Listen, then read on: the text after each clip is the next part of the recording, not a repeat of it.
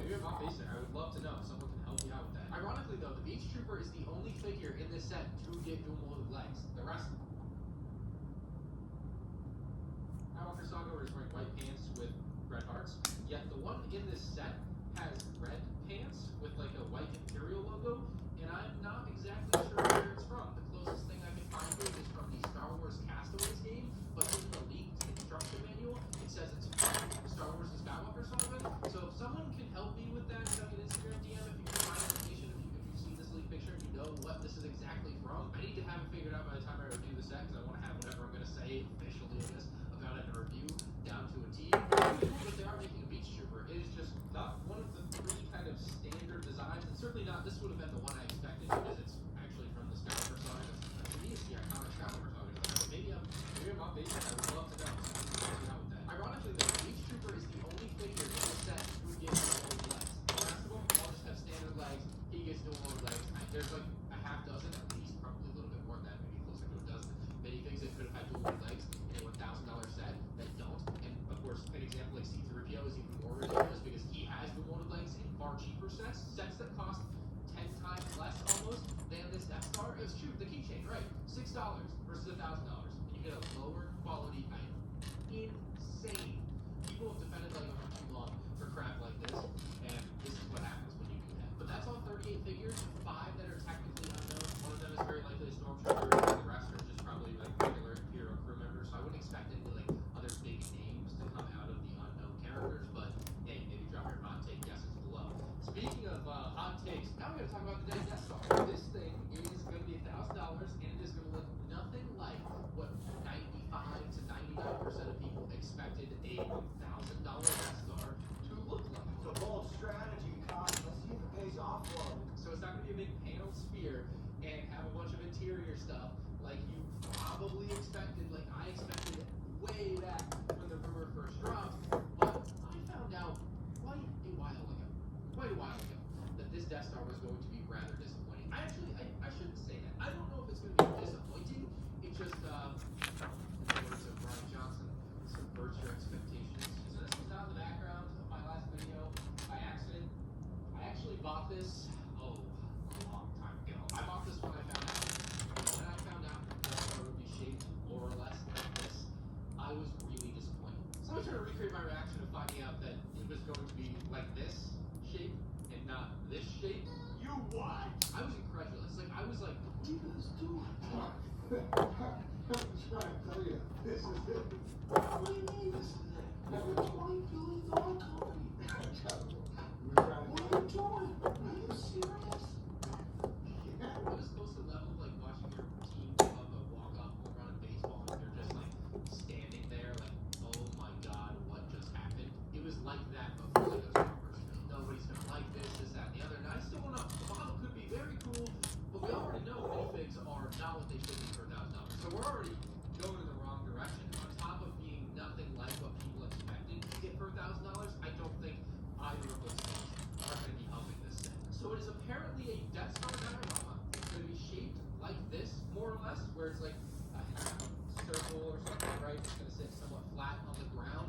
And then imagine like these Funko Pops, room here, stacking up another room, another room, another room, another room, another room, another room. I don't know the exact number of rooms, but you get the idea that rooms will be stacked up on their way up to the top here. And so that's how it would basically work. And I still flabbergasted thinking about the fact that the $1,000 Death Star is going to be, like, Lego Star Wars doesn't take chances on sets like that. Like, you think about Lego Star Wars sets, and it's generally what people like, is certainly what I like, is for the set to be fairly on rails. Like, I don't want them to do too many crazy things when it comes to a set like this. Like, I want to play it safe. $1,000 Death Star, big sphere like you would expect, interior like you would expect, things like you would expect. There's $1,000, sir.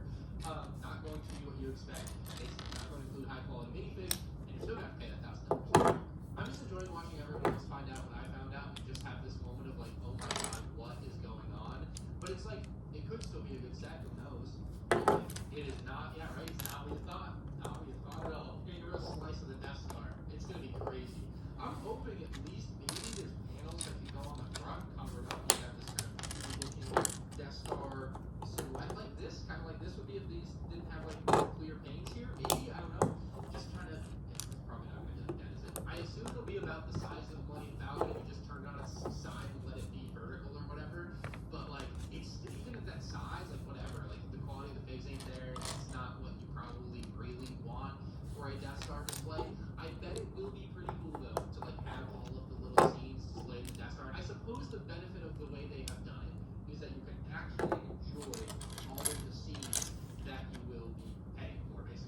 Versus if you had a Death Star like this, well, it's going to be covered up all the time. You can't enjoy all of those very high quality minifigs that they've stuffed into the set for you to look at, right? The whole point is you're buying the set to look at all these scenes, and you can't even get the best figures to put in those scenes. Like, you can see how ridiculous that is. But yeah, there's a unique bright side to it, certainly, if you want to look at it that way. My reaction probably feels fairly subdued to what you expect, because I've already done it out. I've already had my moment of like, oh my god, why? Why would you do that? Like, who okayed this? Who greenlit this?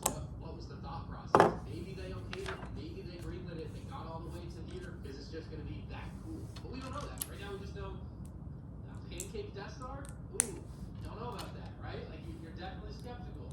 So that's where I'm at now, because I've had all of the emotions long gone of like, oh my god, this is horrible, because that's what it was for a long time. And it's now like, all right, let's see what we got. Let me know your thoughts on the insane turn of events that is the $1,000 Death Stars shape, as well as the minifigs. I mean, how could you be excited about a bunch of minifigs without doing one of the likes that should have them at a $1,000 set? Make sure you subscribe to the channel. If any more info leaks, I will probably make another video on it, but right now, that is everything we know about the Death Star and its figures, and the disappointment that is potentially included.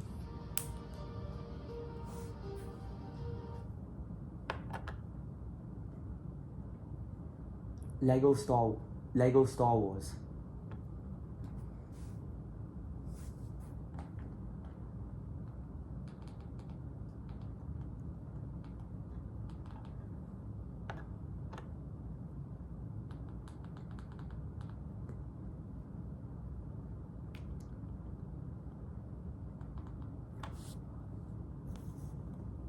Separatist MTT. This set will be releasing on August 1st with 976 pieces and a hefty price tag of $160.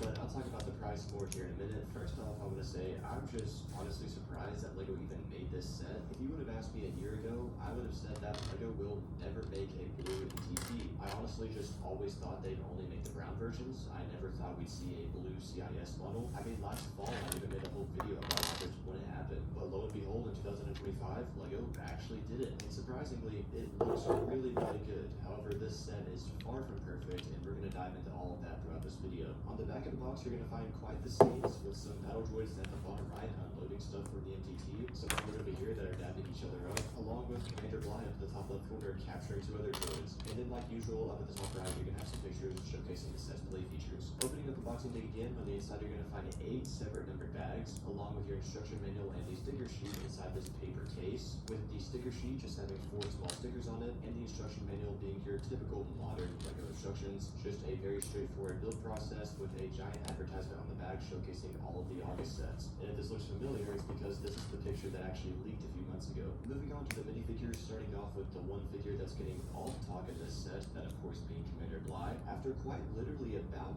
20 years of us asking LEGO to make this figure, they finally did it, and it's a bit underwhelming to say the least. In my personal opinion, there are 2 things that are wrong with the figure. The first being the gray printing on the cheeks on the helmet. I saw people online pointing this out, and I didn't think much of it until I actually got this figure in hand, and I looked at the helmet, and something did seem really off to me. So I looked up pictures of Bly in episode 3, and lo and behold, this section of his helmet is supposed to be yellow and not gray. And I was like, oh, well, I guess that's why it looked really off to me. So yeah, I know it is a very small detail, but I really do think this section should be yellow. It would make the helmet look a lot better, because the gray just doesn't look that great. And then the second problem is obviously the lack of a physical waist cape. I mean, in my personal opinion, the printed waist cape is just so aesthetically unappealing, especially with that new plastic shoulder pauldron, which I'll talk about here in a second. It just makes the figure look so top heavy and like a football player with giant pads on, and I just really don't like it at all. But onto that shoulder pauldron piece, it looks really, really good. However, I do have to say, from some angles, specifically the side angles, it does look very wide, and this definitely could be off-putting to some people. However, the reason LEGO did this is so the arm can move back and forth. So in this case, despite it looking kind of off from this angle, I really do think they did the best they could. And then the rest of the figure, specifically the torso and the back printing, looks good too. When it comes to these troopers, I really care about aesthetic appeal over accuracy, and in my opinion, the only 2 things affecting the aesthetic appeal is, again, the lack of a waist cape and the gray on the helmet. All the other stuff people have been pointing out, like the ammo pouch on the chest, or the chest being the wrong shade of yellow or whatever, I just think all this stuff is ridiculous, because it's honestly really hard to notice. Really, the only 2 bad things, in my opinion at least, are just the lack of a waist cape and the gray on the helmet. Everything else is just not very noticeable. Oh, and one thing I forgot to mention, underneath the helmet you're going to find the modern Clone Trooper face print. Next up here we have Ayla Secura, the first time LEGO's made this character since 2017, and it looks good. I really don't have much to say, just pretty average torso face printing on the front and the back. Here you can get a nice look at that headpiece, and then the printing underneath the headpiece on the back side. And then she's also going to have a double-sided face. And if you're wondering, here is the old one from 2017, and they actually are quite noticeably different, especially with the face and torso prints. The headpiece is exactly the same as you can see here, but all the prints are different. And then next up here we have the Commando droids, the first time LEGO has made Commando droids since 2019. And obviously the controversy around these figures is that they are gunmetal gray and not brown like the old ones. And lots of people have been complaining about this because brown technically is the more accurate color. However, I'm not gonna lie, I know I'm definitely in the minority on this, but I really like how they look in gray. Despite them kind of being inaccurate, these are very clean looking figures, and they have a lot more printing detail on them than the older ones do.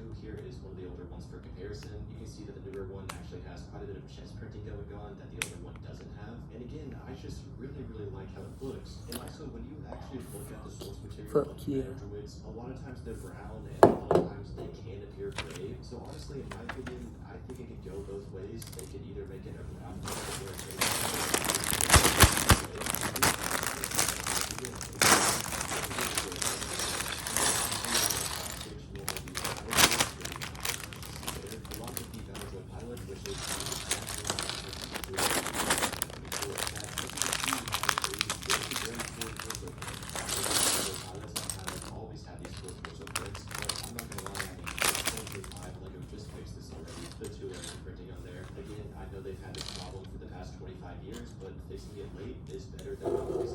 Overall, on paper, this minifigure lineup is really solid. However, Commander Bly is just executed very poorly. I think the two main problems are the wastegate and the gray printing of the helmet. Those are two things that I just think can't be ignored. LEGO really needs to fix these. But other than that, I like all the other figures in this set. Yes, even the Commando droids, I think they look great. Now, moving on to the actual build itself, I have to say this thing looks really good. I mean, it's an absolutely gorgeous model. Oh yeah, that looks amazing. Holy shit.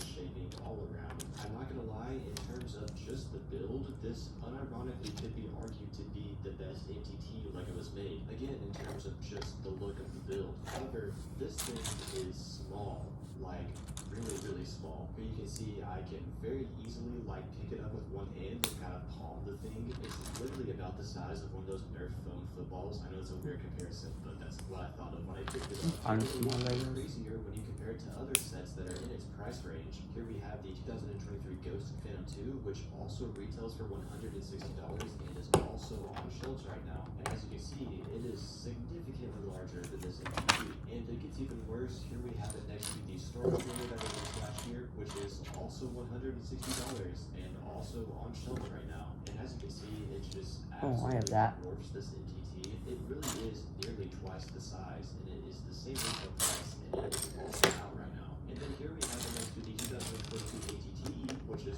$20 less at $140, and again, is also out on shelves right now, and it is quite a bit larger too. It's definitely not as big as the Star Destroyer or the Ghost, however, there is definitely a noticeable size difference here. And it's insane because the set is $20 cheaper. And then if you're curious, here's what it looks like next to the 2007 MTT. It just absolutely dwarfs it. And while this model is small, that's only a bad thing because of its retail price. Again, it looks incredible. It's a very fun and intriguing build. It just should not be $160. As many of you guys know, I have been posting these price per gram comparisons on my community tab, and that's because I personally think this is the absolute best metric to measure the value of a LEGO set. I know price per piece has been a very popular standard for a long time. However, price per piece is such an awful metric just because of how drastically pieces vary in size. But price per gram, on the other hand, measures the actual amount of plastic in each set, so it's a much better metric to determine the value. And historically, throughout the 26 years of LEGO Star Wars, large play sets like this MTT have had an average price per gram of about 17 cents. So for play sets of this size, I consider 17 cents to be the bare minimum. And according to the added up weight of the piece inventory for this set on Bricklink, its total weight of just the plastic without the box and instructions comes out to 750 grams. And and with a $160 retail price, that comes out to a price per gram of 22.2 cents, which is just absolutely insane. Now, if we take the bare minimum of 17 cents per gram and apply to the weight of this set, it comes out to about $120. So based on just that right there, this set is $40 overpriced. But again, 17 cents per gram is just the bare minimum of sets this size. If we take a look at the new grayscale Jango Fett Slave 1 that releases alongside this MTT, it has a price per gram of only 15.6 cents, which if you apply a 15.6 cent price per gram to this MTT, it comes out to $110. And again, these two sets are releasing alongside each other. So that right there tells you that this set is at the very least $40 more expensive than it should be, which is just absolutely insane. It's disgustingly overpriced. Oh, and if you're wondering, here is the price per gram of all the sets that I compared it to earlier, that being the Ghost, the Star Destroyer, and the ATT.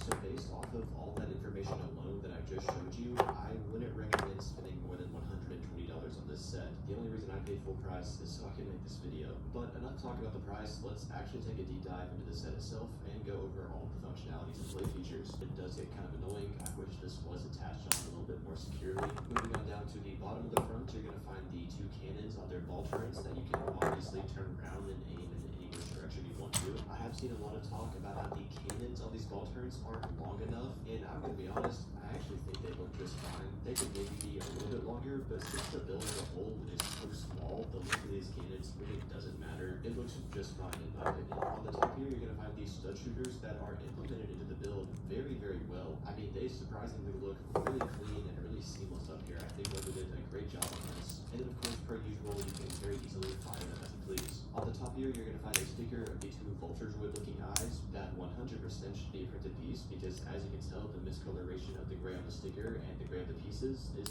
very noticeable. I mean, for the price we're paying for this set, there's really just no reason why this couldn't be printed. But regardless, this whole entire top section can open up very, very easily, giving you lots of space to the cockpit up here. And the cockpit itself is really not much to look at. It's a very, very simple design with one little sticker control panel up here. Well, actually, I say control panel, but it looks to be like an actual diagram of the battle, which is pretty cool. And then you can take your battle droid pilot and put him up here. You kind of have to lay him down, and then you can fold the sides up and put the top back on very easily. And the shaping as a whole on this top section is super, super impressive. I mean, it looks incredible. There's lots of layering, lots of details, and I also just really like the shape at the very top, how it like slightly slopes downwards. It just looks really good. Lego did a great job. And the great detail is going to continue on down to these sides here, where you're going to find these two stickered CIS logos, which, like the Vulture Droid on the front, should be printed because they're clearly a different shade of gray than the gray on the pieces, and for a set that's $40 overpriced, I think these could be printed pieces. But regardless though, this front section can actually open up. There's really nothing to see here besides these giant red arches, and I guess a peek inside the droid rack in there. I honestly really don't see a reason for these being able to open up like this, but hey, it's there if you want to do that. Now, speaking of the droid rack, the way you open it is this knob back here on the back, which is not centered on the back of the MTT, and I'm not gonna lie, this might be my biggest gripe about this build, because it looks like a freaking trash can sitting on top of the build back here, and that on top of it not being centered is just really annoying in my opinion. But anyway, this is how you open the droid rack. You just twist it, and the droid rack comes out the front. It kind of comes out and drops down as you can see here, and the bottom and top doors actually open with it. And despite this trash can looking knob on the back being super ugly, the function as a whole is actually really, really awesome. Here you can get a better look at how those doors open and close with the actual rack. There's a little chain piece in there connected to the bottom door that kind of pulls it shut when you twist the knob. It's really awesome. And the rack alone, without any droids on it, honestly doesn't look very good. So to load it up with the whopping 6 battle droids, you kind of just fold them up like this, and then they attach to it with your pack. Like all MTTs, it's pretty tedious, but when they're on there, it actually does look pretty good. And then again, the function for the droid rack is just so perfect. This might be the best function for any MTT Lego was ever made. I'm not gonna lie. Although as you can see here, it does kind of slam the joints down pretty hard and they can't fall off. Now, despite this great function and the rack itself looking really, really good, the fact that it's $160 and can only hold 6 battle droids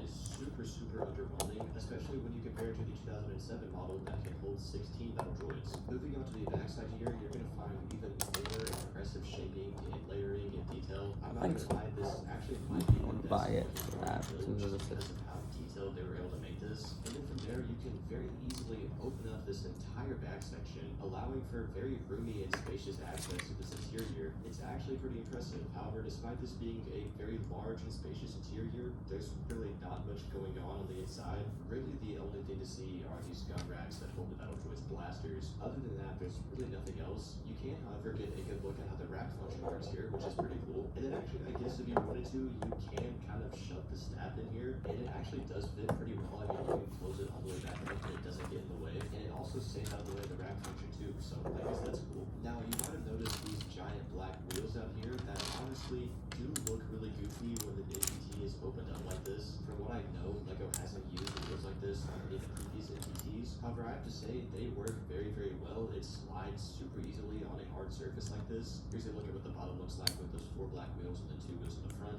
Again, they look goofy when it's opened up, but their function works really well. And they also give the NTT a very nice sort of floating illusion to kind of make it look like it's actually hovering. But that is really all there is to see with this build. Like I said earlier, in terms of just looks alone, this legitimately could be argued to be the best looking NTT LEGO has made. I mean, if I had to rate the build alone without considering the price and without considering the minifigures, I honestly would give this a solid 8.5 out of 10. But for the set as a whole, including the sloppiness of the way they fly, as well as the atrocious retail price of $160, I unfortunately have to give this set a 5 out of 10. Like I said earlier, I would not recommend spending more than $120 on this set. For the price they're charging of $160, it should really have 4 battle droids and at least 2 327th troopers, and also the build should really have about 500 more pieces. So again, do not spend more than $120 on this set. That is my personal recommendation. If you have $160 to spend on a LEGO set, please get either the Star Destroyer or the Ghost. You would 100% feel like you got your money's worth. Alright, gotta make this part 3 times now. Let me know what you guys think about this set down in the comments below. If you're new, please consider subscribing. And if you I think it's the legs part, so that's gonna look pretty cool. haven't really talked at all for this.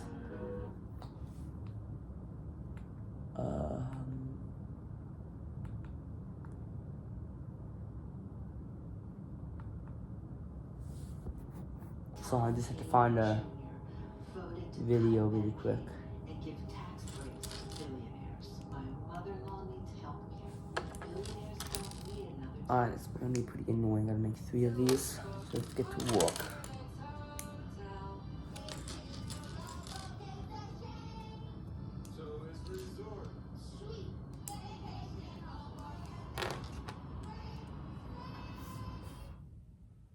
It's a $160 clone vehicle. Okay, this could be a lot of things. Releasing in the 20th anniversary year for Revenge of the Sith. Alright, I like where this is going. And it has Galactic Marines, Commander Rakara, and Kiadi. Oh my god, we're finally getting a UT-80.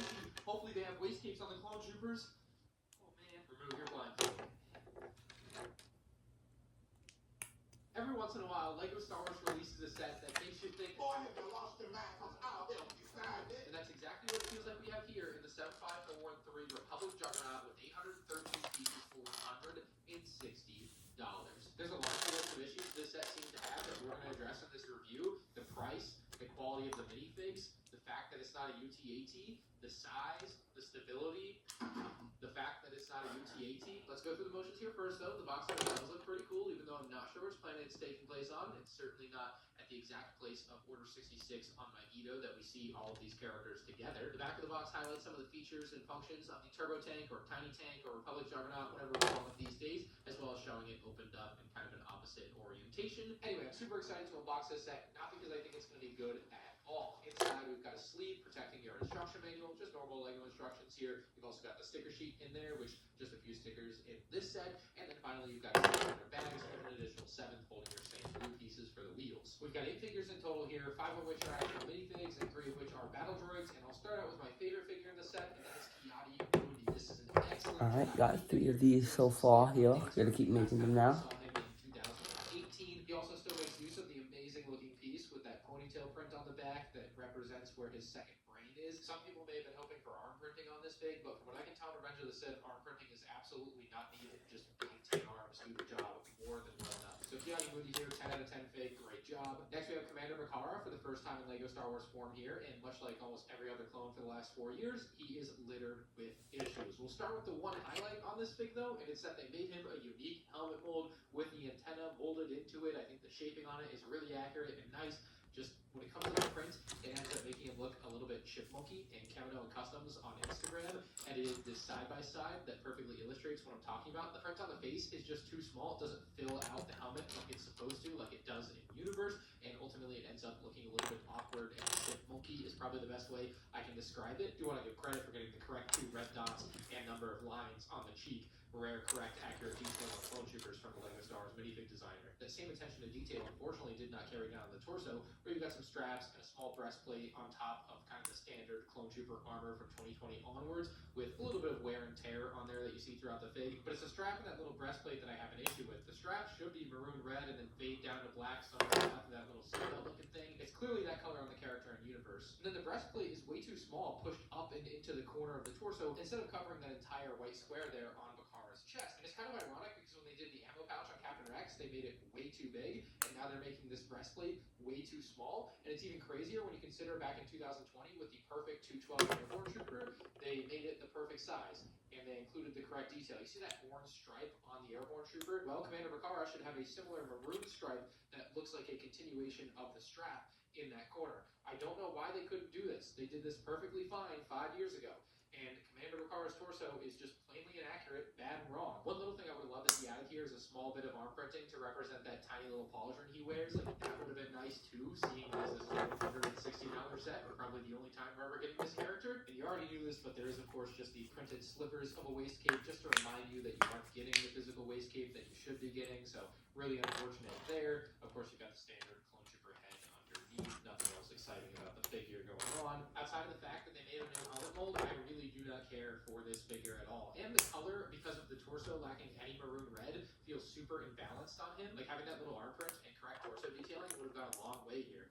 It's just a shame. You wait 20 years and you get slopped. Now, I think the Galactic Marines fared better, and that starts with the helmet mold looking amazing. It's a dual molded helmet. After years of speculation of LEGO potentially just reusing the Snow Trooper helmet mold for Galactic Marines, turns out that wouldn't have worked very well, and so you needed to do a dual mold that incorporates that dark red color perfectly with the white there, and I think it looks so nice. Unfortunately, the eye print is a bit of an issue. Unlike as advertised on the box, they're much further from touching the dark red on top than they should be. But even more problematic to me is the fact that they made the eyes black instead of green, when in the movie they are green. Like literally the only canonical appearance of Galactic Marines, green, and yet they make the eyes black here. I just don't get it. It's really basic stuff, and they would have looked so cool with the green eyes. Getting lower though, the torso and leg design, bar of course the excluded waist cape, is great. Like, great job. A cloth waist cape would have gone a long way on these figs especially, but it's modern LEGO Star Wars. What do you expect in an overpriced $160 set? Quality? No. Not getting that. Briefly on the back, there's a simple backpack build, no printed piece on there, which I'm indifferent about. I think it looks okay like that, but I know some people definitely wanted that to be printed.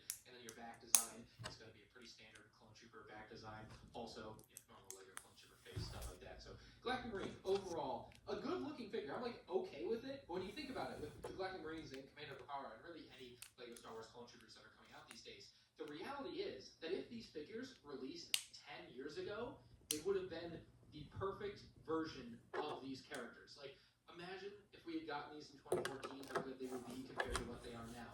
And when you think about that, how could you possibly accept what LEGO is putting out today? I certainly can't. I'm tired of it. It sucks even more because these are characters I've waited so long. And finally, we have 3 battlebirds here, which I always feel like throw-ins to increase the perceived value for the consumer. But don't be fooled here. These are worth pennies to LEGO, and they just throw them in to make it feel like you're getting 8 full figures when you're not. Like, this number of figures feels okay until you compare it to the $100 Fortnite Battle Bus that actually includes 9 minifigs that's going to fill out your entire Battle Bus. Versus this, you're not going to be able to fill out your entire turbo tank. It just doesn't seem right. I think if you squinted your eyes and held this thing at arm's length, you'd think you have an amazing clone turbo tank. And kind of seriously, the silhouette of this thing is perfect. It's got great proportions for the clone turbo tank. Probably the best we've ever seen. Unfortunately, it's also the smallest we've ever seen. Seeing it next to the 3 prior turbo tanks makes this tiny tank look sad. And it wouldn't be such a big deal if this set was maybe $120, which would be significantly less than any of those other sets adjusted for inflation. But this one is $160. I'll be doing a full comparison video of these on my channel, so I'm not going to go further here. But the other important comparison to make, I think, is to the 2022 ATTE that's currently available for $140. It's gotten smaller and is more expensive than the ATTE. Plus, it has 250 less pieces for those that purely care about how many pieces are coming in the box. Like, everything points to this set being grossly overpriced. I think $120 is the price it should be for the size that I'm just looking at. But anyway, we all know it's small. What it can actually do. The front of on this turbo tank looks really good to me, surprisingly. You've got this translucent blue color, which looks amazing. It's a really nice accent to the turbo tank, I think, and it's actually translucent. You can see into and out of the turbo tank, so we'll see that opposite angle here in a moment. You've got a sticker on the very front, and it seems to me like the gray matches the gray brick a little bit better, so that seems to be maybe a slight improvement there. The one part of this section I really don't like is the sand blue at the top. You can see in Revenge of the Sith, it is clearly not supposed to be sand blue. It is supposed to be gray on top of the turbo tank here. So we'll come back to that sand blue thing in a little bit when we get to the wheels because there's more there. But yeah, I don't like that at all. I think accessing this section is simple, but also requires, unfortunately, a little extra work than you would think you'd have to do. So I would normally think you could just open these, lift this up, and you're good to go. Which gives you okay access to the interior. You can kind of stick your hand in there, but you really are going to have trouble trying to stick the figure in there. Like, you know, I have bigger hands, but even with smaller hands, you have something that's really deep in there. It's hard to. Oh, this looks sick, dude.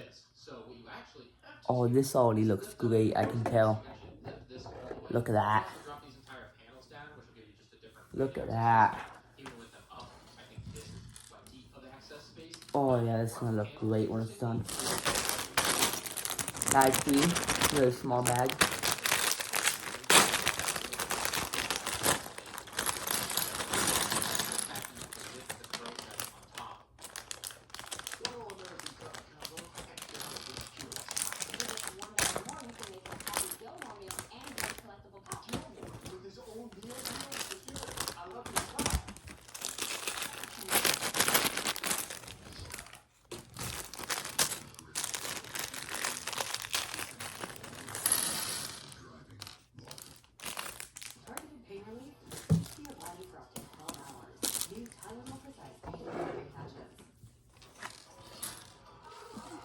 Bag number 3, let's get going here. Okay.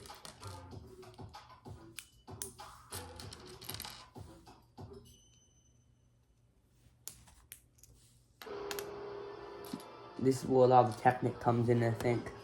These next few bags. So I'm not complaining about it all. I love Technic pieces so much.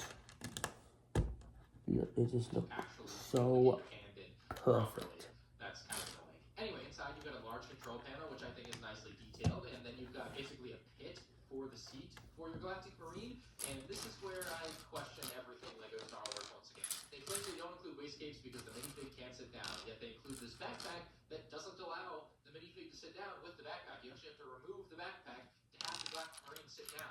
Meanwhile, if they had a wastecape, they could still sit down just fine, no problem. So it's just super ironic to me. I'm going to make that point every time something like that comes up. I just won't stand for it. Luckily, you don't have to remove the bracket piece on his back. You just have to lean slightly more. But yeah, with that Galactic Marine in there, I think he looks quite nice. And again, you can't see him through those translucent windscreens. Moving into the middle section here, you've already seen a preview of what the Crow's Nest can do, but you can also place a minifig on top of it. The design of it is not the best. It looks kind of awkward to me. It's probably the best they can do at the given scale, so I understand it, but that doesn't mean I have to say it looks good, right? So yeah, pretty rough. Anyway, you lift it up, and it actually looks pretty cool with the character up higher. I think it looks its best without the character on it, but up in a higher position. But that's gonna be up to you how you want to use it, I suppose. When you push down on it, when a minifig's on it, it's actually pretty sturdy. It's not going anywhere. It's not gonna just fly back down into the body of the turret, which is nice. Like you want it to be able to actually stay up like you would expect. But the problem I have with it is you can pretty easily pull it a little bit too far out, and there's nothing on the bottom holding it in to keep it from doing that. That's not been the case on previous versions. I mean, some of the old versions, like you would click it in place and it would snap into place and hold itself up. This one, I like that it's actually like gonna stop wherever you stop it, but at the same time, the downside is you can pull it right out.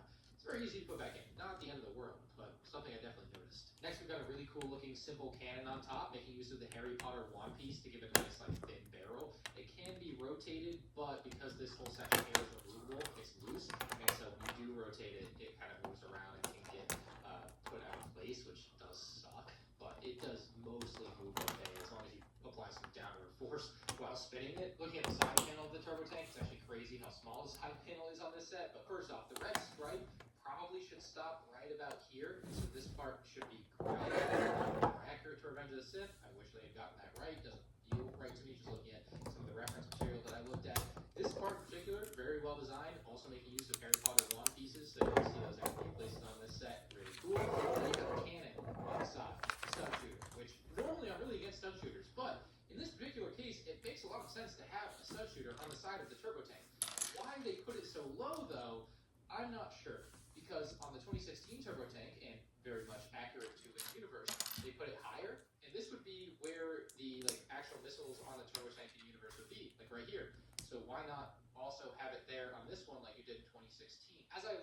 top piece is going to be removable, kind of like the C8 Corvette with a removable top to make it a convertible, even though it's not. Pretty cool.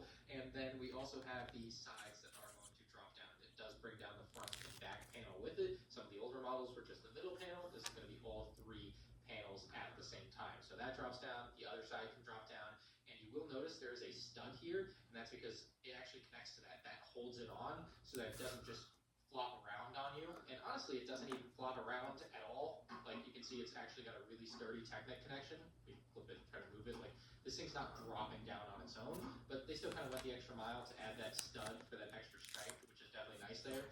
Flick it in, and yeah, the panel doesn't come off unless you really want it to. So looking at the interior with everything open, it's clearly very vertically challenged, but you'll be surprised to know, as I was, that a clone trooper can still stand up here, just like that. And you can see it's just fine there until you bring the roof in. And unfortunately, because of those inverted tiles here and there, it's in the way, and it doesn't allow the roof to go all of the way. And I think that clearly shows that that is a problem. So galactic greens and Mafara outside of this pit in the middle we'll get to are going to be relegated to sitting. But first I want to show where the weapons go, because you can see a bunch of empty studs at the back. You are actually able to store all of your clone's weapons back there, which is nice. Surprising, honestly, because with how small this set is, you would think that something like that would be cut, but it's not. Nice to have. Anyway, in the very middle, we have this large pit with a seat, and while on the box it shows Commander Bakara there, I think it's most fitting for Ki-Adi-Mundi, and I guess Ki-Adi-Mundi can also fit in the other seats. He actually does just fine, and it doesn't interfere with the roof or anything, but I think it makes the most sense for Ki-Adi-Mundi to go in the middle in the turbo tank. And with our other seats, you can just place the galactic marines down. The backpacks don't have to be removed because they're not seats with a backing, and the wall at the back of them is slightly indented, you can see there, so that allows their backpack to fit just fine. I also like that the minifigs aren't stuck so close together that you have to raise their hands up. Like, it's actually a surprisingly spacious interior given how small it looks. Like, I like that you can fit 5 figures just fine. You can really fit more, especially in front of Ki-Adi-Mundi. There's space for another figure definitely to stand, if not sit, if you wanted to modify the set a little bit and add another seat. There's one more section connected to the middle area here, and if you just lift this panel up, you actually got a giant gaping hole going into the troop carrying area. Unfortunately, they don't do anything with it. It's just blank. There's not like control panels or a crate or like anything here. They could have done like a shield generator. I don't know. They could have put literally anything here to at least fill the space and make it look cool, but they just left it as a blank void. So kind of thing. I was trying to think of any use of this space, and all I could think of at the top here was maybe a spot to hold Ki-Adi-Mundi's lightsaber, because it doesn't seem to interfere with these pieces on the bottom. As it closes back up, it's just fine. So you can maybe use it as storage for that, but yeah, otherwise completely wasted like 5 studs of space there. Looking at that area all closed up though, you can see how good of a job they did minimizing the gaps. You really cannot see into that section at all. Looks great. And then we get into kind of the back third of the turbo tank or tiny tank here with this section, which usually would be something, but on this set it's not. It's nothing. You have nothing there. It's maybe a little structural support in there. I can't even remember. Let's rip it open. Nope, it's really nothing. It doesn't actually, it's just empty. Sad. Anyway, this is the very back of the turbo tank. Again, they are relying pretty heavily on stickers to show the detail, but I do think the stickers in this case look nice. They add to the design of the turbo tank, and we once again are going to have that translucent blue that's allowing you to see into and out of the turbo tank, which looks great. Again, I think it's such a perfect accent color for the turbo tank. Looks awesome. Now, there unfortunately were some gaps that were seemingly unavoidable here, but we'll look a little bit above that to a big stud shooter cannon. And I actually like this part of the set, mostly. Like, it looks really cool, and I think it looks even cooler when you put the galactic marine in its place thing. There's just something about how low he sits there that just really speaks to me. Unfortunately, it does come at a cost, because with the marine removed, there's a gaping hole into the back of the turbo tank. They didn't close it up, and it wasn't big enough to be able to do that. Really, just insanely compromises you have to get. But it does look really cool with the marine in there, so there's that. This back section can be a little bit annoying to access because these 2 side panels only barely move. The top panel will lift up, the front panel doesn't move either. I am serious, like actually, that is all. You can't actually move that any further forward. You can't move this any further out. You're gonna have to put your hand pretty deep in there to place the galactic marine into the chair. There we go. There's a really interesting control panel here though, showing a couple of MTTs on the battlefield. It's a nice little interior section, just the access isn't as great as you hope. Finally, we get to the underside of the turbo tank and the wheels coming up. But yeah, you got these little tiny cannons on the back end that are pretty cute, good looking here. They can move up and down as you please. And then here you've got what looks like 4 little cannons on the side of the turbo tank, as well as the like studs not on top. I think that looks particularly good underneath the main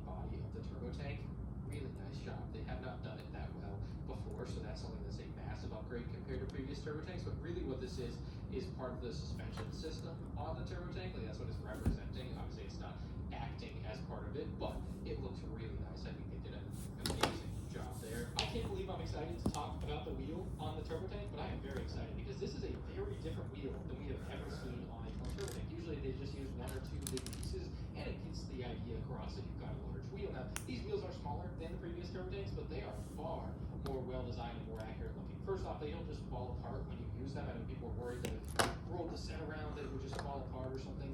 They really don't. Like, I'm pushing, moving, like, trying to get it to break. If you push out from the inside, yes, these will come off. But otherwise, any like reasonable force applied to these in any other direction, you're not going to have trouble. Now, I also really like the layered design. I think that's really accurate to what we see. And technically, while I hate the sand blue choice, sand blue is accurate to what we saw in the Clone Wars, according to this render. You can't really tell in Clone Wars. I tried to find it, couldn't find it where it was clear and obvious that it's sand blue. But in this render, it's sand blue, so I can see why they chose sand blue, although I think they have to really seek that out. If you look at Revenge of the Sith, which is what I think this build should have been solely inspired by, given the minifig selection and the year it's coming out in, the 20th anniversary of Revenge of the Sith, like, they should have used gray. They should have used gray up here. It is clearly not sand blue in Revenge of the Sith, and so from that standpoint, I think it's wrong to use sand blue here. So I did get the pieces together to switch it out to light gray. This is what the build looks like with all light gray instead of sand blue, and I think it makes it look better. Anyway, sand blue aside, the build for the wheel is really good. It uses about 10 or 11 more pieces than a big wheel piece would use. So across the whole set, you're looking at 100 pieces of inflated part count compared to the previous wheels.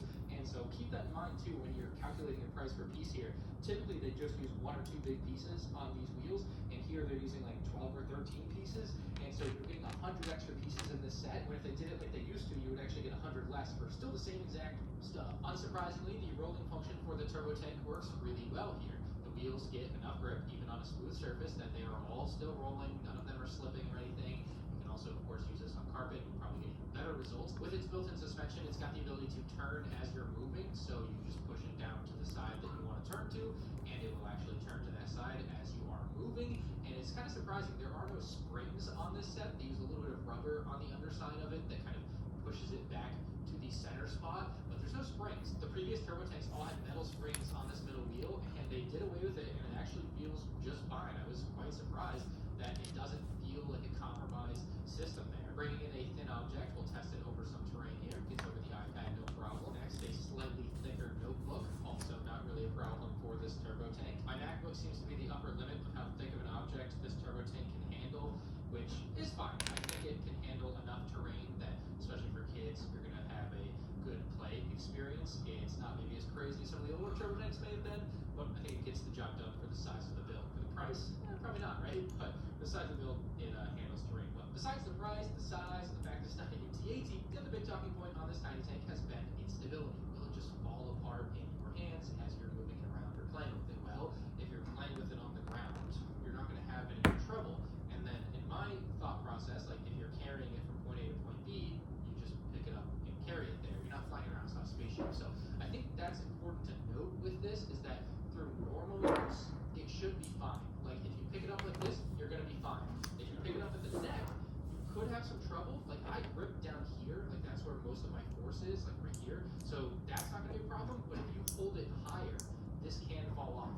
So really stress on it. So there you go. It can come apart like that because these are only connected with those 4 studs total there. And so obviously putting all the pressure here, pulling up, is going to eventually cause that to release. So not great, but also avoidable depending on where you're putting the pressure. But also, should you have to think about where you're putting the pressure within this section, just lift it in a place that I would consider to be normal to want to lift the turbo tank. The other way to lift it up would be just grab this middle section, and you're going to be perfectly fine with this. Again, it's not a spaceship, so you really shouldn't have to worry about ragdolling it around. But even so, it seems to perform just fine with my short little test here. Obviously, it would be unreasonable to just grab it from one end or the other, but you can grab it from this end and lift it up and make it do okay. This other end, I just can't even get enough lift to like get this other end to come up, and these will definitely break before I do that. So, but that's an unreasonable way to pick it up, so I don't think that's a problem. Some people though, because there's no carrying handle, are worried that when you go to lift up the turbo tank by the doors, ooh. Oh my god. Now to be fair, I have been testing it for a while, and it's been stressed a little bit more than maybe when it was first built, but maybe I'm being too fair there. That just shouldn't happen. I'm gonna push it together really well here, just like I had just built it, and let's try that again. So lifting that up, all right, and when we do that, go back and forth. How many shakes does it take until it'll break? Let's see. I'll just keep going until it breaks. There we go. All right, so maybe like 20 or something. Personally, I would never pick up my turbo tank by the doors, right? I would pick it up like this, or normally the doors would be closed because I'd be done playing with it or whatever. Doors would close up with the triggers inside, and then I would lift it like this, which again, you're not gonna have a problem with. So I think if you hold it normally, you're fine. But I also think Lego looks at these kids' toys a lot of time, and like, yeah, you can't just have your set fall apart when you pick it up in a slightly abnormal way. The other way I've seen people try to pick this up is like this. That's not gonna happen, and I don't think that's a normal way to pick it up. But it also totally looks like a place you would just grab the turbo tank and lift it up and think you could just walk around with it. So I could definitely see some kids having some trouble with that. Now I think anyone watching a video like this and understanding what I'm saying, you could understand like pick up the turbo tank like this, or close the doors and pick the turbo tank up like that, right? Like normal ways to pick up the turbo tank. But again, as a kid's toy first, supposedly, right? In a lot of cases, this should have been better engineered to not fall apart through, well, I'll call it rugged use. It's still somewhat normal to be expected as a kid's toy use. You just hold it with one hand, trying to do something stupid here to see if it'll break. And it's holding together okay, but yeah, eventually it's going to give holding it by a single door. And just to test it, I gotta try out 2010 Turbo Tank. It's a much heavier model, and it has a much more, oh, look, you can't hold it by the door. But again, the argument is that this one doesn't have a carrying handle, so it should be more robust maybe than this one. I'm not even gonna try 2005 because I know that one will fall apart, but here's 2016. This one you can see much more Technic on the inside. This one, there goes the spin motor shooters. The doors seem to hold up better. Let's see if we shake it around a bit. It is not falling apart. The 2016 is a little more durable than 2000.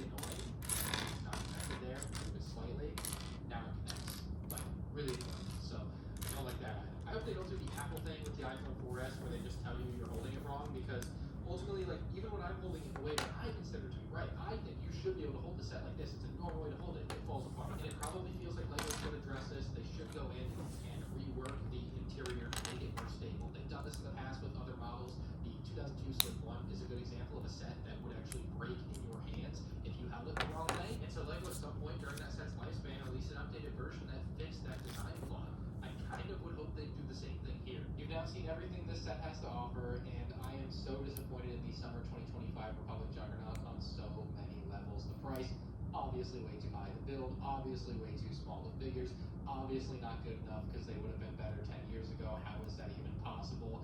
And Sand Blue bad, and Battle Droids bad in a clone set. Like, we should have gotten 6 Galactic Marines instead of 3 Battle Droids. Like, just switch them out. The Fortnite Battle Bus had enough minifigs to fill its seats for $100. Why can't the Turbo Tank for $160?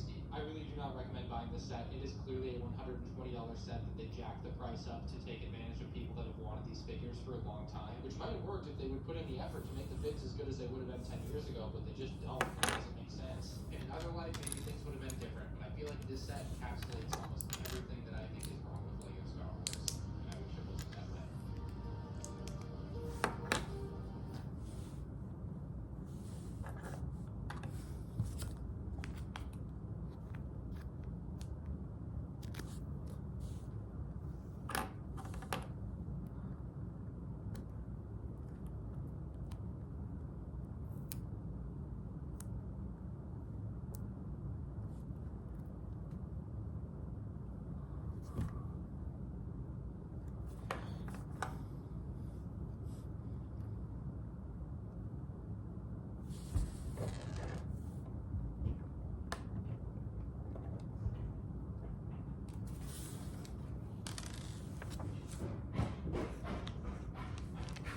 Hey, Bill.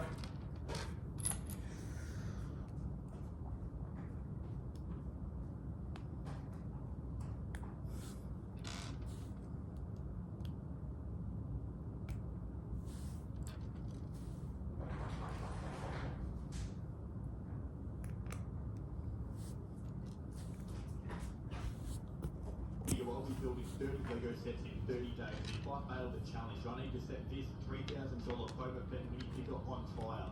Pretty bad with new routines, so there's a high chance I'll end up needing to do this. But in this challenge, I'll be building a mix of old retired sets, rare promotional sets, as well as new sets, and I can't wait to get started. Just quickly before I get into the video, the winner of the police car giveaway was 6 studs. Make sure you subscribe for future Lego giveaways. So on day 1, I decided to start with a smaller set of this challenge, which is this mini Imperial shuttle set.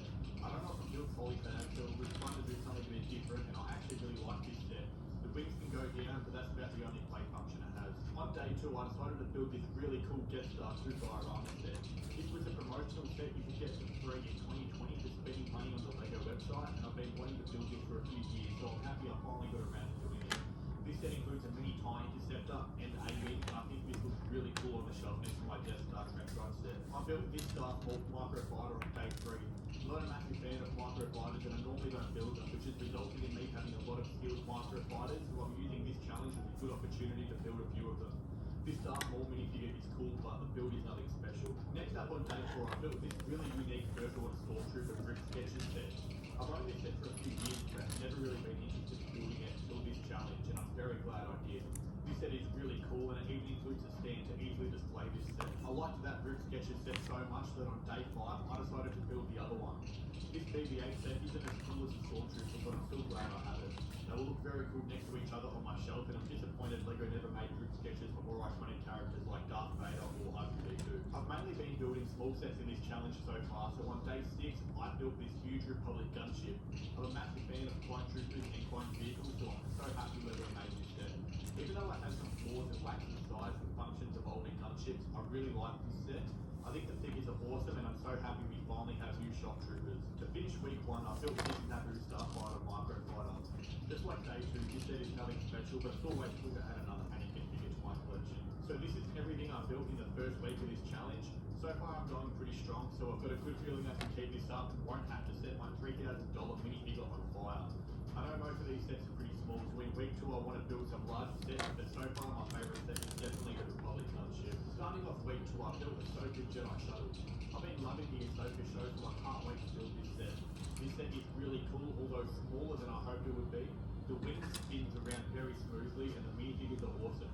Can't wait to build the rest of the Ahsoka sets. On day 9, I wanted to build Luke's lightsaber. This was another promotional set, and it came out in 2021. The build was pretty enjoyable and was a pretty unique build experience, and I'm very happy with the end result. I feel like a real Jedi now. Day 10, I thought I'd build another Ahsoka set, so I decided to build this E-Wing and Shin Hati Starfighter set. I think the E-Wing looks really cool, so I built that first, and I love it. I can't wait to add this to my Rebel army. Shin Hati Starfighter was pretty fun to build, and although I don't like it as much as an E-Wing, it's still a cool set. Next up, I built this escape pod for day 11. This set came out in 2016, and I've just never got around to building it, but I'm glad I finally did. It includes 2 pretty cool Star Wars as well as C-3PO and R2D2, but the escape pod is the highlight of the set to me. It opens up and even has a hidden slot for the Death Star plans. Now I just need to test if it would keep R2 and C-3PO safe in a crash. Yeah, not even a single piece broke off it. Day 12, I was pretty busy, so I built a small set. I chose Kylo Ren's microfighter, and this is one of the better microfighters in my opinion. The Kylo Ren shuttle is the coolest vehicle from the sequels, if you ask me, and I think this is a pretty good minifigure. On day 13, I chose this retired battle pack to build. This Death Star Troopers battle pack was released in 2014, and if you ask me, it's one of the most exceptional battle packs. It's very cool to get Royal Guard in a cheap set, but no one can build enough Death Star Troopers. Not a bad set overall. To finish off week 2, I built another promotional diorama set, which was this Tatooine Homestead set. This set goes along really well with the Death Star set I built on day 2, and Lego also released a Hoth diorama set, which I unfortunately don't have. I think this set is pretty cool and includes a mini sand crawler and studs to represent the minifigures. I'm now halfway through this challenge, and this is everything I've built so far. I've enjoyed building a wide variety of sets, including micro scale, Clone Wars, original trilogy, and sequel sets, but now it's time to start week 3 of this challenge. Starting off week 3 of this challenge, I built this dual brickhead set. This is from the Obi-Wan Kenobi show and includes brickheads for both Obi-Wan and Darth Vader. I don't really like brickheads that much, but Vader is my favourite character, so at least I can put him on display. This set is alright, but nothing too special. Day 16 of this challenge, and I forgot to build a set this day. I just had a really busy day, and when I got home, I completely forgot to build a set, which means I need to set this $3,000 minifigure on fire. Stick around to the end of the video to see that. Because I missed a day, I built 3 sets on day 17 to make up for it. First, I built the Ghost. This is the last Ahsoka set, and it's by far the best. This is a massive upgrade compared to the 2014 Ghost set, and it's just such a good looking set. The minifigures are awesome, and I love how the Phantom can attach to the back. Next, I built the Razor Crest Microfighter.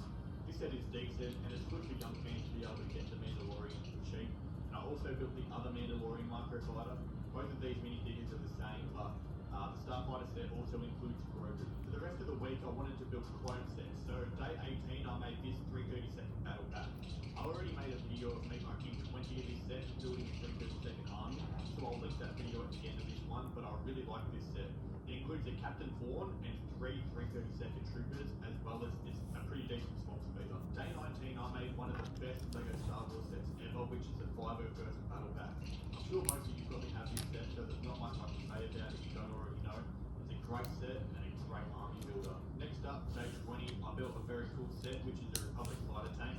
Although lots of people complain about this set, I think it's pretty cool and it's a very enjoyable build. I love the vertical clones, although they aren't canon, and this is by far the best makeup figure we have ever got. To finish week 3 of this challenge, I made another huge set, which was the ATTE Walker. I've already built 3 of this set, but the build is so enjoyable, I still don't get bored of it. This set is sick and is my favourite ATTE. I love the figures, especially the Commander Cody, and I can't wait to get more of this set. At the end of week 3, the table's looking beautiful and has some very cool sets on it, but we still have 1 week left to go with this challenge, and then I need to burn my 4 Boba Fett minifigure. Although there's only 1 week left, I've still got 10 sets to build, so I really need to step it up for this last week. I started off the last week of this challenge with this dual microfighter pack. I'm getting pretty sick of building microfighters at this point, but I do like when LEGO include an animal as a microfighter, and LEGO have never made a banta other than this, so that's pretty cool at least. Day 23, I wanted to build this Kylo Ren first race set from Force Awakens. Even though I hate Episode 7, this looks like a pretty cool set, so I was excited to build it. By the way, The Last Jedi is the second best Star Wars movie, you can't debate it, but once I was finished building this set, I was pretty happy with it. I just wish that the trees were a bit taller. On day 24, I built 2 sets. The first one I made was this Kylo Ren brickhead, and the second one was this Rey brickhead. I decided to replace the figures from the last set I built with these brickheads. Not long left to the challenge now, so I decided to build this Death Star cannon set. I'm not too interested in this set, but it was a decent build and has a pretty good bench of energy here, so I can't complain. It has some cool features like pulling this lever to deactivate the shield and a cannon that can actually shoot. Day 26, I built the first order TIE Fighter microfighter.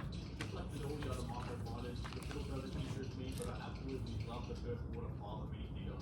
I also built this dual microfighter pack on this day, and I really love the Luke figure. The Typhon is pretty cool as well. Second last day of this challenge, and I built a Millennium Falcon microfighter. Not a bad set, and it's one of the better microfighters in my opinion. It's always good to get another Han Solo minifigure too. Finally, the last day of this challenge, and I left the big one for last. I built this massive Chewbacca on the last day. The build was pretty boring as most of the parts was ground, but it was worth it when it was done. This set is huge, and the face definitely looks much better in person than it does on the box. I think this set will look awesome next to these UCS sets. This is every set I've built in this 30-day LEGO Star Wars challenge. My favourite is probably the Ghost, with Chewbacca and the gunship also being 2 of my favourites. Comment below what your favourite set is, but now it's time to set my $3,000 Boba Fett minifigure on fire.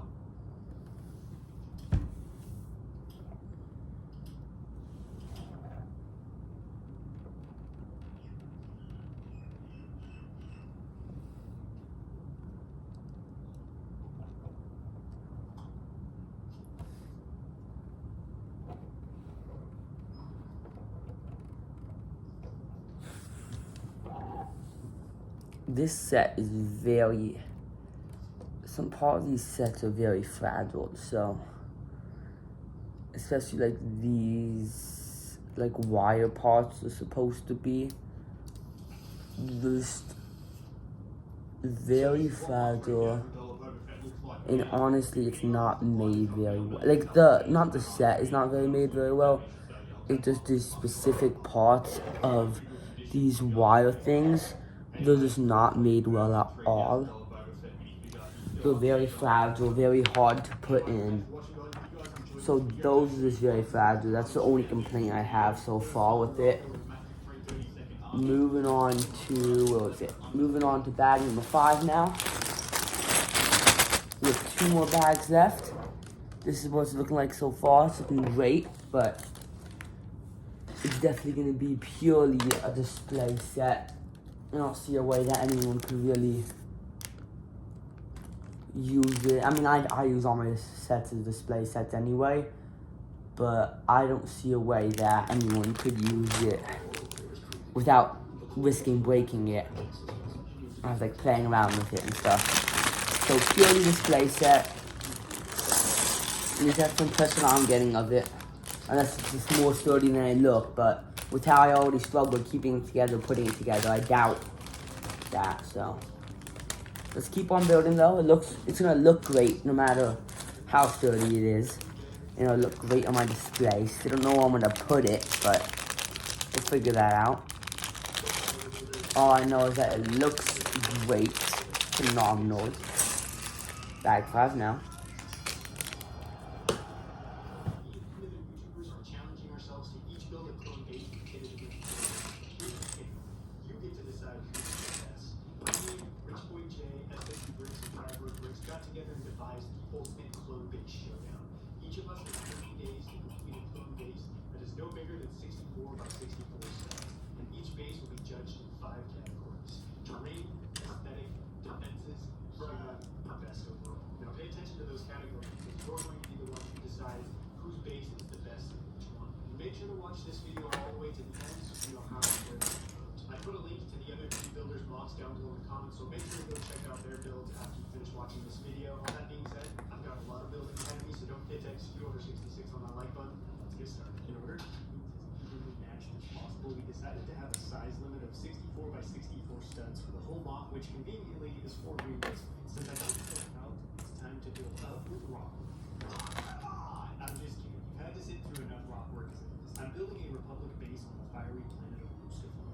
It's a challenging but rewarding base to build, and of course another big reason is I just wanted to be interactive again in a block. One of the categories I'll be judged in is terrain, so I decided to dedicate half of the layout to it. I need to go all out with mine since, well, Mustafar is basically the lava version of Hog, so we're not going to cool floor or fauna I can add. I'm going to build a large river of lava running the lake with the build. This will add some great color contrast to the black ground and will act as a natural defense for the base. Since the river is small, I need to cover the edges with wedge plate. This will cover up the blocky portions and make the river look more curved and gentle. That's why I made this long arc straight, is because I knew I could come in later and change the shape of it with wedge plates. I have a smaller river branching off the main one, and I'm going to add a waterfall here. Now that the river is in, I can build the rest of the ground. This will just be black plate. I mean, what else can I do? It's basically a vertical level. But amidst this barren wasteland, I'm going to add some fiery geysers bursting up from the ground. I guess you could say these are the plains of Mustafar. I'm using molded. I do recommend buying this set though so far. The flames have little stubs on them, which It allow just together creating the jet of fire. It just looks great, honestly. I mean, if you're one of the types of people that buy sets to, have fun, play with it, then I don't know if I would recommend this.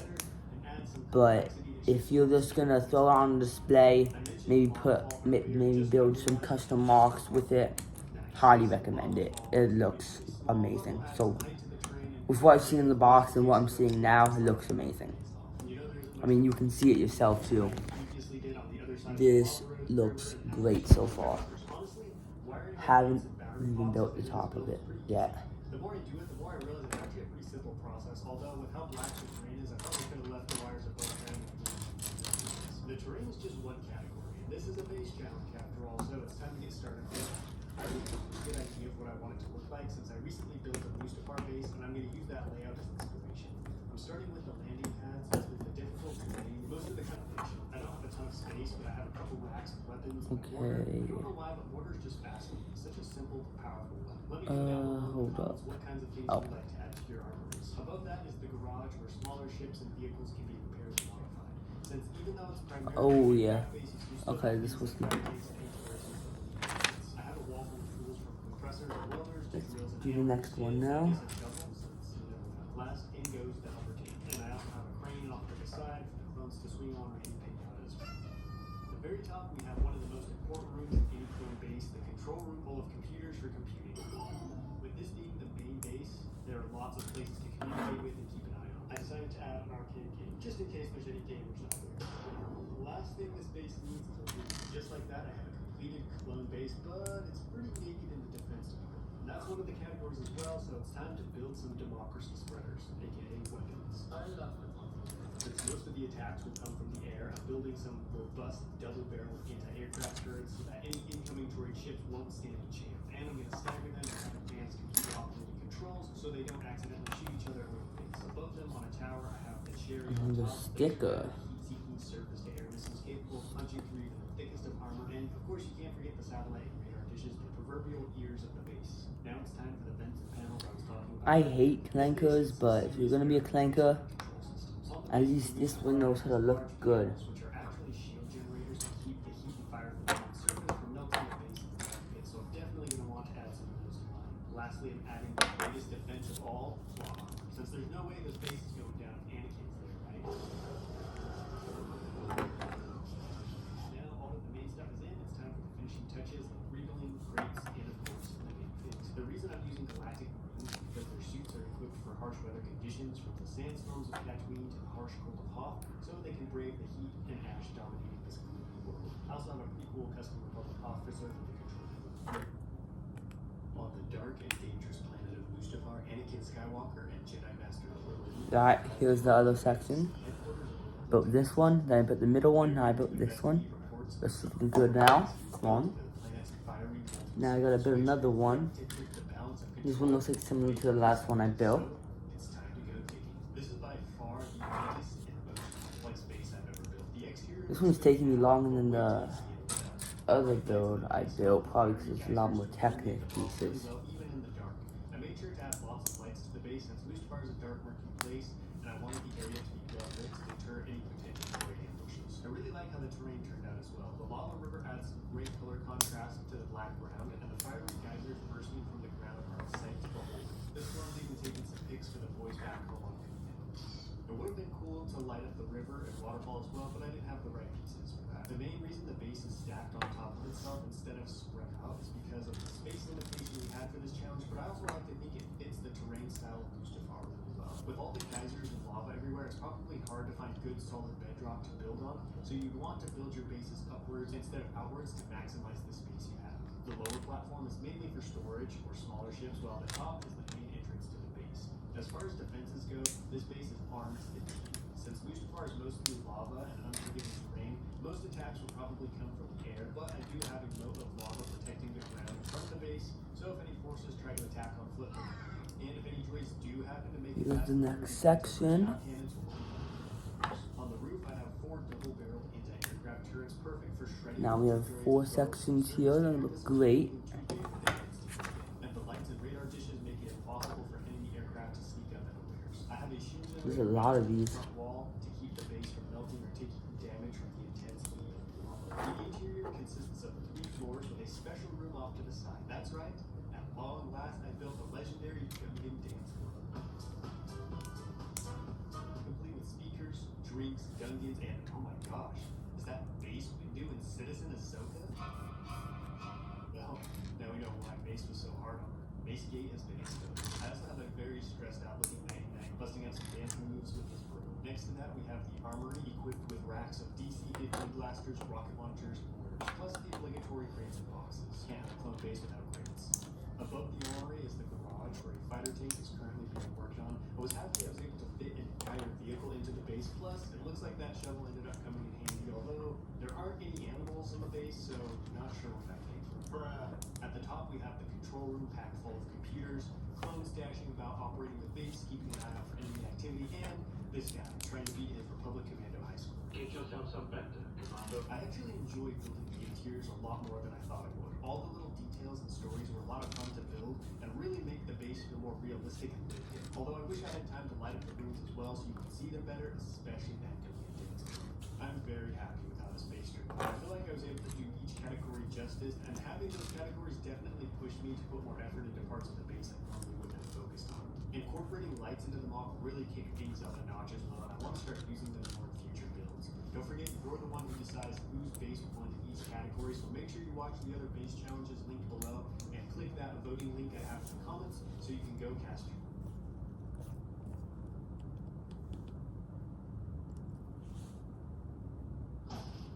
You can get this fixed now and pay later. You can get this fixed now and pay later. And this, get fixed now and pay later in 4 interest-free payments at SafeLight.com. Safe Light Repair, Safe Light Replace. For years, LEGO Star Wars fans have been building incredible mobs and displays, and clone bases have always been a fan favorite. From the early days of the Clone Wars theme to the most recent builds, these iconic Oh, got another section done here. This one has more moving parts, unique versions. so that should come together to be something pretty cool. Impressive clone bases from small scale squad Okay, wait. deployments to This way. massive sprawling battlefields. But what makes these builds so special is the endless possibilities. You can customize your Okay, base here we go. in any era, any legion, This is looking great. which is what I love about Oh yeah. So in this video, I decided to do what no other YouTuber has done before and build 3 clone bases in one day. Each base will be on a different planet and feature different clone troopers, so keep an eye out for which one's your favorite and let me know in the comments. But with that being said, I suggest you kick back and relax. Maybe you grab yourself a sippy and enjoy as I What's build this these for? 3 clone bases. For this first mock, I decided to build a scout camp on the planet of Saleucami. We surprisingly see this planet a bunch of times in shows like the Clone Wars and the Bad Batch, and who can forget Stas Ali's pleasant bike ride in episode 3. For this build, I used a 16 by 16 base. A and bit then confused small with camp this. back Oh, I to see. dusty dirt road. Saleucami definitely has different climates and biomes on the planet, as we see all kinds of different plants and animal life there. And that's why Okay, I decided to use these little understand. bulbs with the tall grass, because I felt like there was something you would see. Okay. I have this tent, which I made from a canopy from an old This Indiana Jones set. is a very technical set and can be a bit confusing in the directions at some point, so keep that in mind if you ever think about buying it. Fit perfectly for this mug. And once I placed If you're more into more simple sets, while scouting on Saleucami, then I wouldn't recommend. troopers are holding their position and are alert for But if you're into this type of stuff, then this might be a perfect set for you. Sets to offer a bit more of a challenge building it. second build, I have a confession to make. This is a great set. Remade my second mock. You're welcome, Lego. This bunker on You get a honestly, I really like the sponsor from a YouTuber with 700 subscribers. I know you really need it. there was just no visibility inside Definitely. this. So instead of putting something out that I wasn't fully proud of, I decided to pick myself up by the bootstraps and build a second mock. This second build is Okay, now this. for this build I made a different kind of but was excited to try. And for this build, Guess it goes here. techniques that I haven't really used in the past, including these sloped wall techniques. Yeah, I'm not. I learned my lesson. I'm impressed with the looks of this set, but I'm not super impressed with Visibility, but instead the directions of it and the the support that it gives itself. It's very easy. finishing the base, I It doesn't seem like, I mean, we're very late in the set, unless something changes quick. It doesn't seem like the set is super sturdy in many aspects. So that could be what's holding this set back from being just a wonderful set. better? Do you think this new one is better? Should I scrap it? Should I I mean, I guess we'll definitely see. ultimately just think this is me being indecisive, but at the end of the day, I'm happy. Oh yeah, with this part too, you can just tell. This final build will be on a 32 by 32 border and will be on an ice planet. You know, any excuse I can make to use my clone snowtroopers. But this base is more of an outpost on this icy planet. I wanted to add a lot of really cool details, a front balcony, and some other cool details scattered throughout the build. Like this computer. I'm just trying to push all this together right now. Cold air out and the I hot don't air in, you know, really thinking about the Republic's heat bill. get After adding a roof, it. I was Oh wait, super hold happy up. with my entrance to the base, and now it was time to get started. Wait. on the command station. I made this cool bunker design by utilizing some Okay, I'm gonna take. smart brick building techniques. After that, it was mainly just adding some filler brick for structural purposes, and then I got to tiling the inside of the base. After I came up with the tile, I'm a bit confused with this. I started with a couple So let me. and then I added these computers that I really Okay. last thing I added was a comms table. So my clones So could this communicate goes with down leaders here. out in Coruscant. Okay, I got it now. The infamous Once I finished that up, all that was left to do was to place my clone snowtroopers and add the roof to my build. Honestly, I don't build a lot of clone bases. It's been a long time, and I never really made them at this small of a scale, but I'm really happy with all the detail and things I was able to include in such a limited space. But which of these 3 blocks was your favorite? For me, I'm kind of leaning towards the third and final. Okay, this makes a lot more sense for me now. Maybe it's the clone snowtroopers, you never know. But let me know what This is just emphasizing the bit. This is a lot of up here. You can see they built it in a very awkward way, so it was just very confusing. Especially if they don't add anything to reinforce this. I don't know if you can see it good here. Yeah, see that? There's nothing there. I'm surprised. And I think if they don't fix that, I'm going to go and I'm going to do it myself and reinforce it, because it's just very, like, not, like, sturdy at all.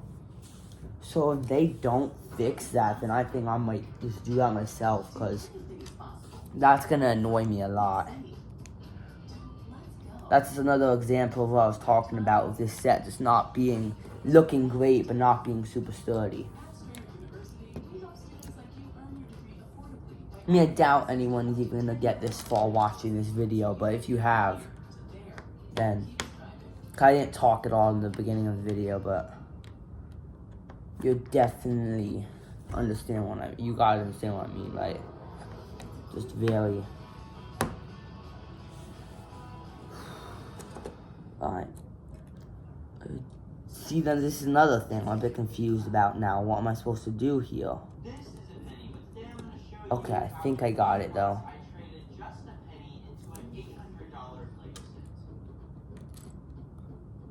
So first I got my longboard, transferred over to my friend's house. I stopped by and made a trade. And Lego's normally pretty good at supporting the sets and making them sturdy, at least with a lot of the sets I buy, but this set is just, for some reason, a bit different, and I'm a bit confused with why. Okay, it seems like it could be a bit awkward as well to, like, as you can see here, it might be a bit awkward to, with all of this. Oh, I'm not breaking anything here, cause I think I might have just, yeah, okay. That just came apart as well. It's only proving my point a bit here. Here's the listing. Let's see if he sells. And we sold that for $8.68. Only proving my point. It's very, I don't know. It seems like an awkward set. I mean, if you're doing it just for the display, I still recommend getting this set, but I'm gonna make a review video of it after.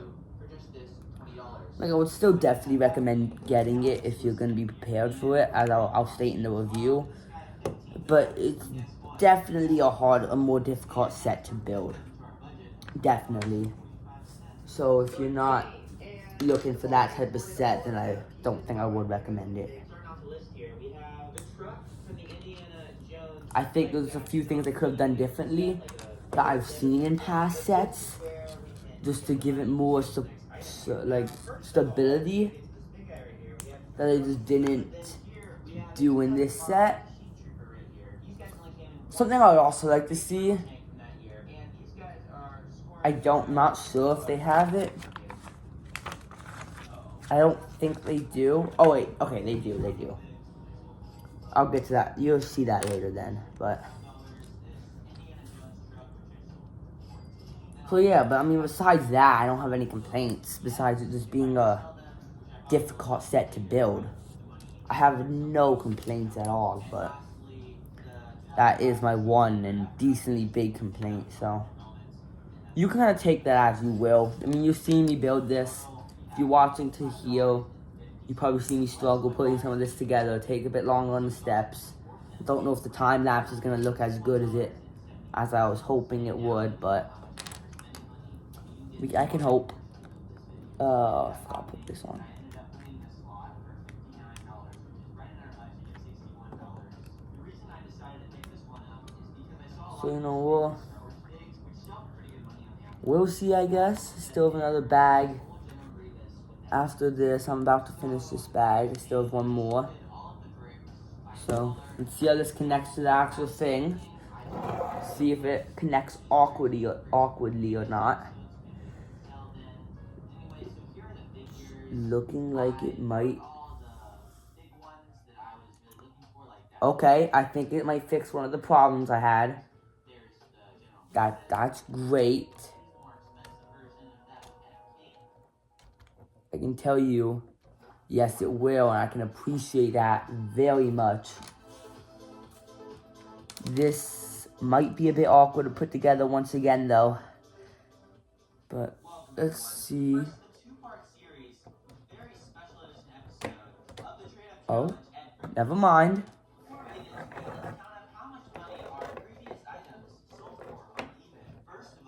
Never mind. This looks great. Ooh, okay, maybe not. Ooh, okay. Ooh, okay. Ooh, okay. Okay, here we go. This came out. Not surprised. Cannot say I'm surprised. And I don't know what else next to this. Okay, I don't know how it's gonna roll up, how good that's gonna roll up, but.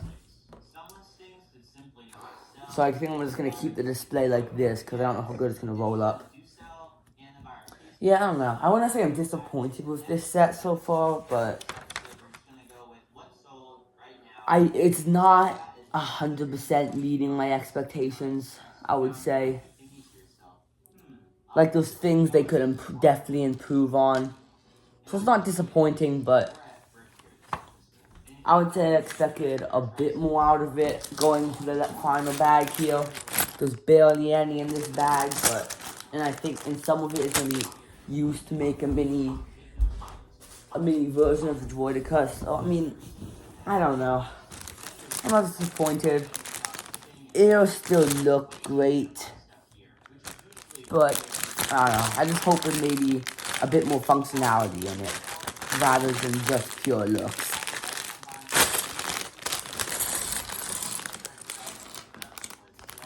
And I don't want to say this to try to get you guys to not buy it, because I still think it's a great set to buy if you're willing to have the fact that it's going to be 100% just for looks.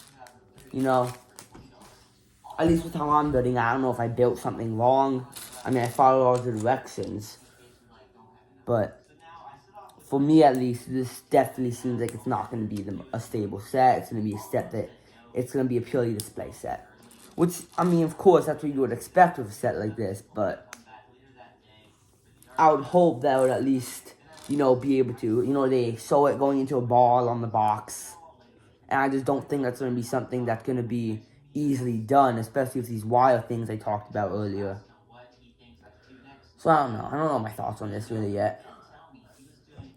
I'll have to finish it, gather my thoughts a bit, and then in more review, I'll give more full thoughts here.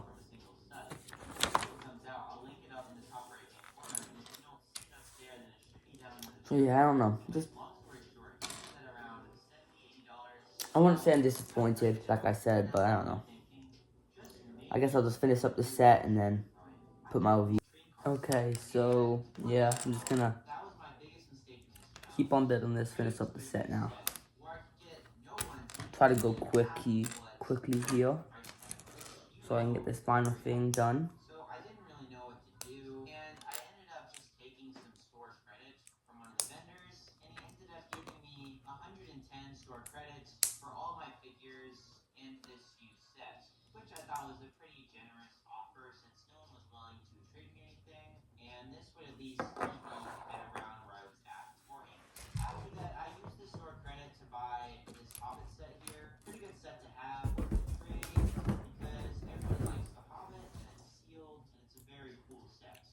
That's my dog, for anyone wondering.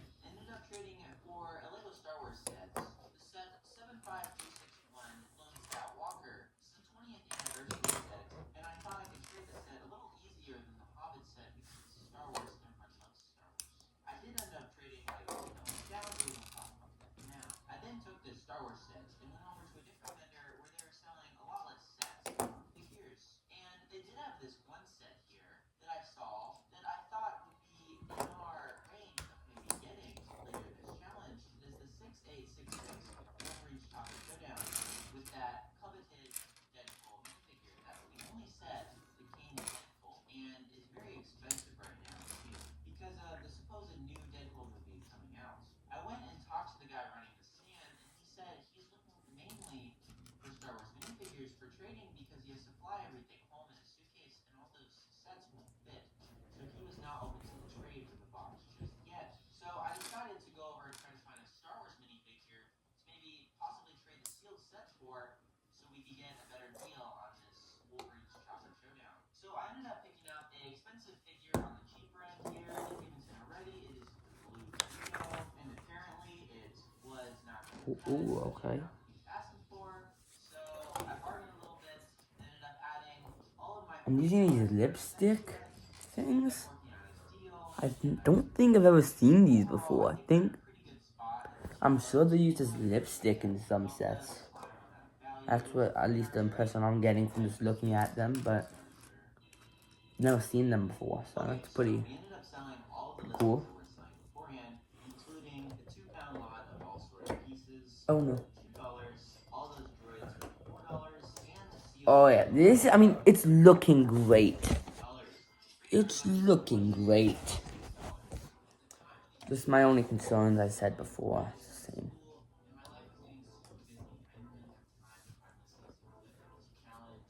Okay, now, I think this is the final thing for this. I'm pretty sure. Now we just have the stand and the mini droideka, so let's make that. This shouldn't give me any problems. These are always simple to make. The first one here was used and I had to build it up. And it wasn't exactly 100% complete. It didn't have any minifigures. But obviously this is the less important set in this bunch because next up we have the 21125 Jungle Treehouse. This set came out in 2016 and retailed for $70 back in the day. And it's now going for around $100 sealed on the aftermarket. Mine, as it turns out, while sealed, is in not the best shape. While it is crushed to the backside, there's no way for me to really fix that. Because of this, I don't think the set will sell for the $100 that it's worth. It's the condition of the box, but I'll hope for the best on this one here. So as you can see here is the Minecraft set that we traded up last episode. It ended up selling for $48 right on the dot. Here's the final total plus shipping and tax. And then here is how much actually made it to my bank account. Subtracting the cost for the shipping label is basically $65.25 minus $17.28. And when you subtract that, you get $47.97. And for the sake of simplicity, that's Oh, here it is. Besides this, that sheep farm set sold for $7, bringing our grand total to $170 right on the dot. If you have ever watched this series before, you know that all of the stuff I've bought has been on eBay.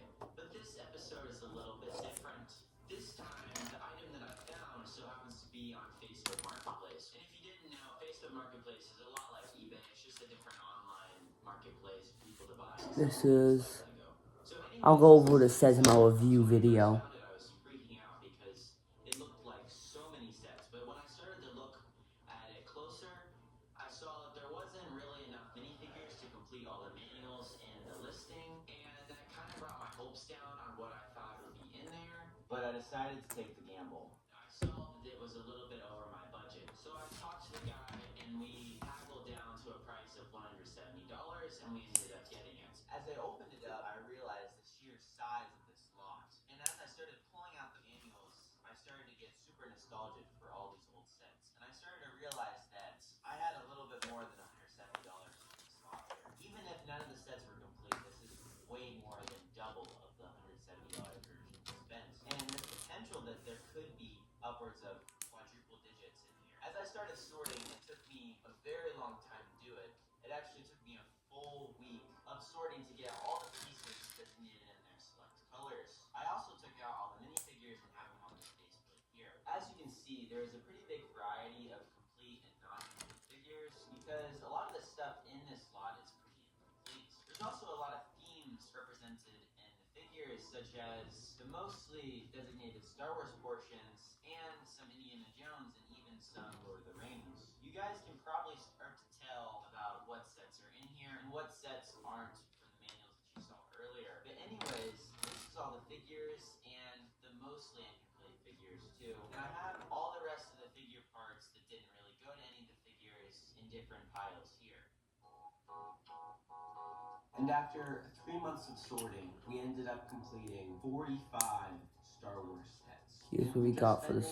$170, we ended up turning this into Here's the start of the mini droideka. worth of value in all of these sets, which, in my opinion, made this challenge an absolute success. And now, after 8 months of trading, we have finally did it. We have traded up to more than enough to buy the UCS Imperial Star shirt. But there was one problem. I barely owned any of these sets, and I love Star Wars. In the early 2000s and late 2010s were the years of some of my favorite sets. So I had to make a decision. Did I want to keep all of these incredible sets, or just buy one giant gray triangle? And I hope you guys won't be too mad at me, but I ended up keeping all the sets. But.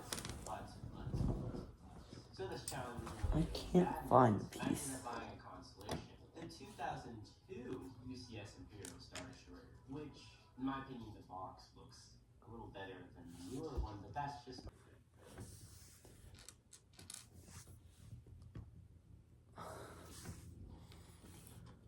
Okay.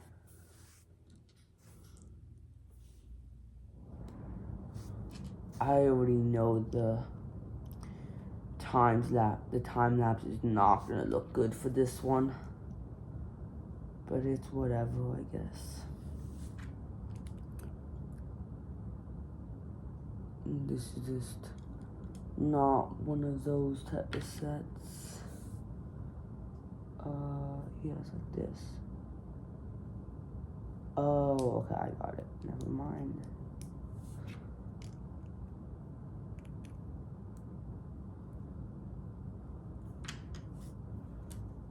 Din, din, din.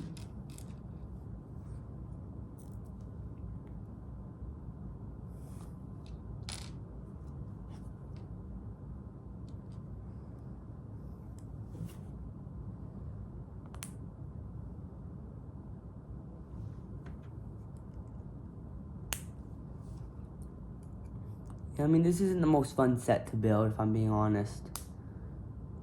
I got a bit bored in the middle of building it when I normally don't at all. So normally I'm a bit sad when it's done and I wish I could keep building, but this one's just different. I feel like it's just not the most fun set to build. So keep that in mind as well, but it definitely looks good. Not gonna complain about the looks. Of course, I'm no pro standard, but to me, I think it's met my expectations looks-wise, definitely. Okay, now I should be able to just plop this right here, and I can give a final look of this to you guys. Oh, that's my face.